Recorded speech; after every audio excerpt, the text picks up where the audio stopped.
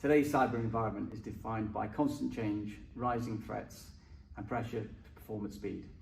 Looking back on your career, what leadership principles have stayed with you, and what advice would you give to those leading teams through fast-moving, high-stakes environments today? It's a question I get asked a lot. There's probably two things I'd hang my hat on. Firstly, I think being self-aware, humility, knowing that you're not the brainiest guy in the room, and that's why you have a team, because you want the best people in your team to execute their roles, and it's empowering them to execute their roles and giving them the environment where they can flourish. And then secondly, you've got to be the example.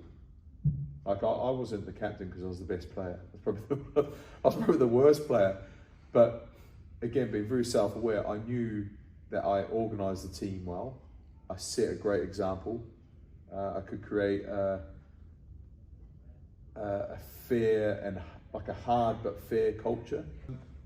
Being the example of like work ethic, because that's how you build your sort of social currency. You're never going to ask someone to do something that you wouldn't do yourself.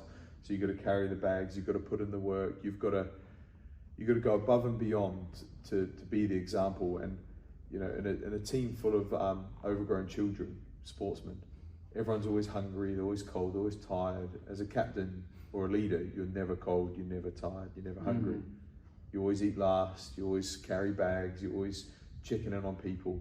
And it's a big thing to do when yourself, you're tired, you're hungry, and you're trying to perform at the best of your ability.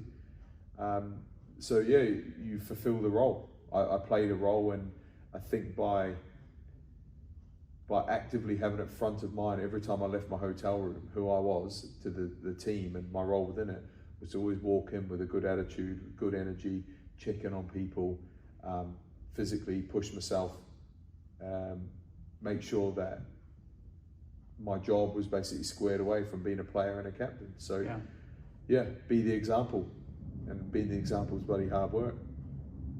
You know that. You know that as the boss. Yeah. Yeah, definitely resonates. Yeah, you can't ask everyone to do the work if you're not there yourself, right?